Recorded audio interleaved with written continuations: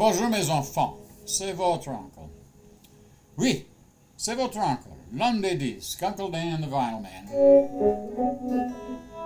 Here to talk to you tonight, give you a little review, preview, D-view, C-view of the new Bob Dylan movie, the Bob Dylan biopic, A Complete Unknown, with Timothy Chalamet as our star, Bob Dylan, Edward Norton as Pete Seeger, Monica Barbaro as Joan Baez, and Ellie Fanning as Sylvie Russo, Susie Rotolo, I'm not quite sure how that's pronounced. By the way, there's pancake back there. Anyway, I saw that on Christmas Day, and I thought, well, maybe I'd do a review of it. And in some ways, I'm like, well, why should I do a review of it? I mean, you can go find other reviews on the internet, and they'll be, better informed than I am, and probably more amusing, more enlightened, or less annoying and obnoxious, and you won't have to put up with any of my guitar.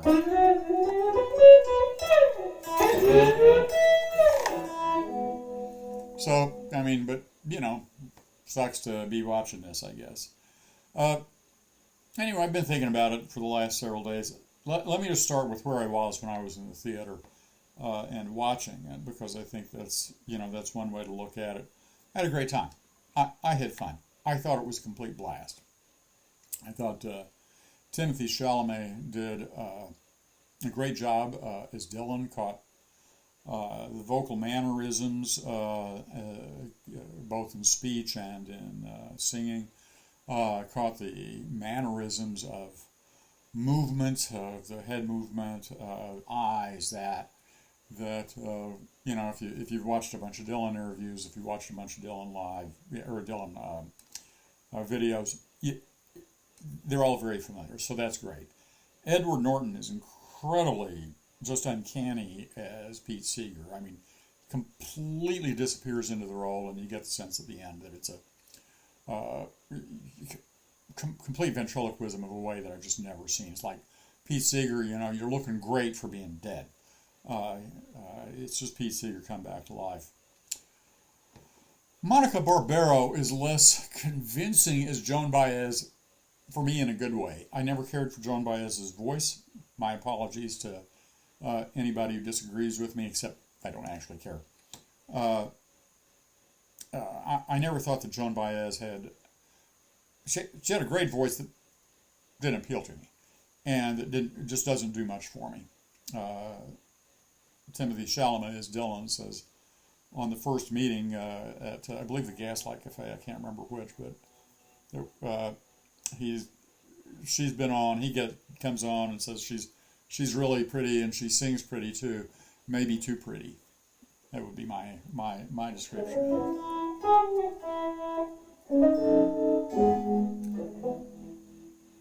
So anyway, Monica Barbaro, I think, is better looking than Joan Baez was at that age, and I like the way she sings better. It doesn't have that big, too frequent vibrato that Joan Baez had. So there's that. Susie Rotolo, Ellie Fanning is Susie Rotolo, Sylvie Russo in the movie. I don't know enough about how Susie Rotolo acted to say. In the movie, I have to say, if you're a guy like me watching it, and despite now that I'm very old, you look at Ellie Fanning and you just think, oh my God, Bob, you can't hurt her. You can't hurt her. She's just too darling. On the other hand, you look at Monica Barbaro and you say, well, Bob, on the other hand, I can kind of understand, certainly at least the temptation to dalliance with her, because, she might have fine looking in that movie. So those are the performances. Blanking on who played Woody Guthrie. Maybe a little weepy there, but it's still a moving performance. It's overall great. There's the guy who plays John Hammond, looks exactly like John Hammond. The Albert Grossman character was like freaking Albert Grossman, and the Van Ronk character looks so much like Dave Van Ronk character looks so much like Dave Van Ronk. It's like Good Lord, like they resurrected him as well. So those are kind of fun to see. The color palette of the movie is great to watch because it has the color palette of the cover of Freewheelin' Bob Dylan. So for me, that's awesome. I love the cover of Freewheelin' Bob Dylan. For the movie, they chose that color palette. It's just great. The performances are excellent, although watching it, I was struck by the fact that, Bob Dylan was a better singer than Timothée Chalamet is.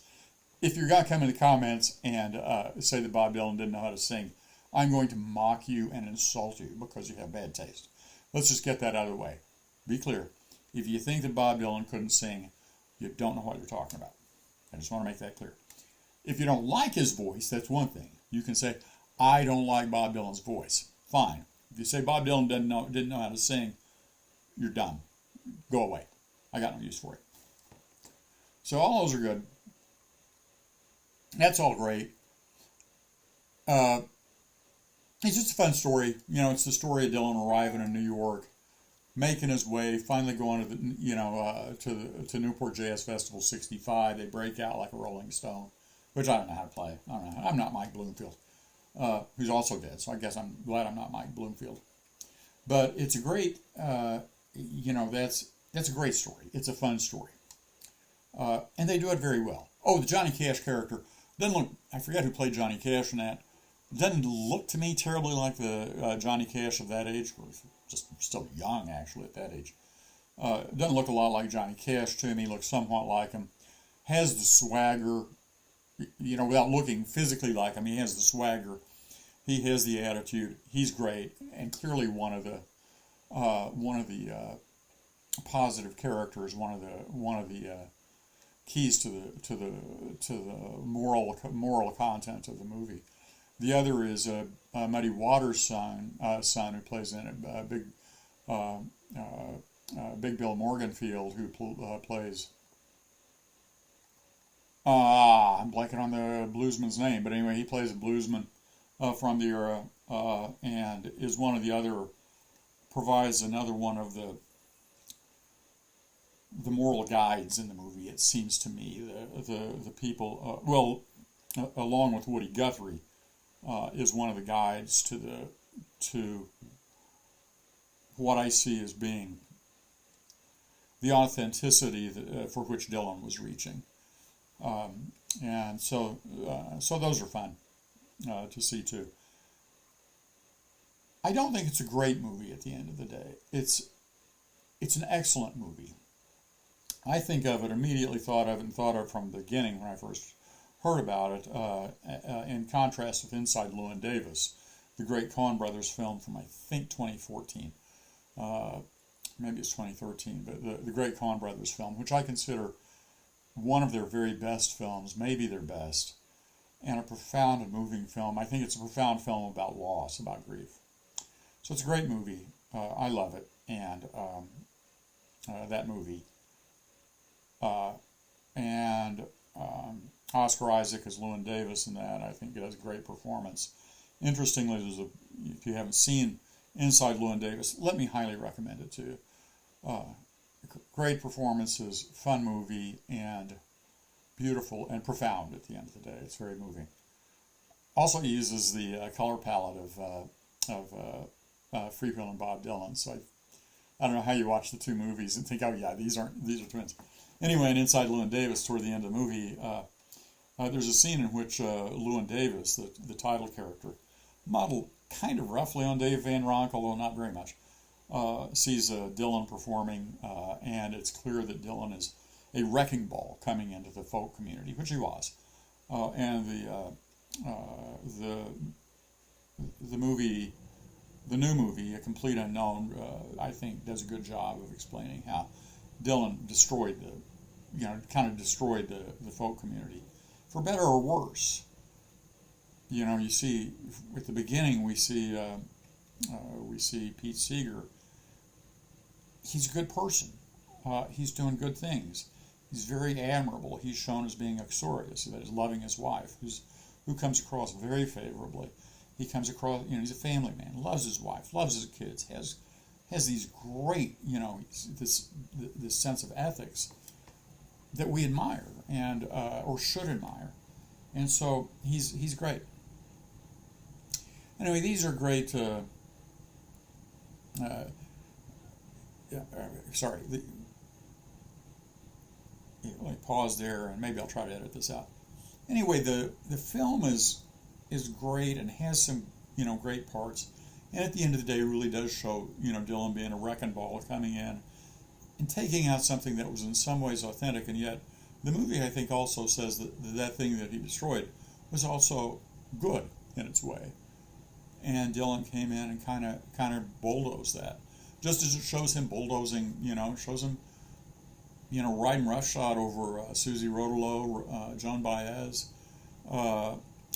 Pete Seeger, shows him running roughshod over those. And I don't know that it excuses Dylan, but it demonstrates it. On the other hand, you get at the end of the day the sense that Dylan didn't have a choice except to be a wrecking ball. That's who he was, and he was going to do that unless he was not true to himself. So, anyway, I guess that's what I have to say about the movie. I plan to see it again. I want to watch it a number of times, catch some other performances in there, focus on those, and just enjoy it more. Curiously, I saw Inside Llewyn Davis in the theater as soon as it came out on Blu-ray. I bought it on Blu-ray. I haven't watched it again because it's a really hard movie for me to watch. Because of Llewyn Davis's relationship with his father and my loss of my father when I was young. That really is hard on me.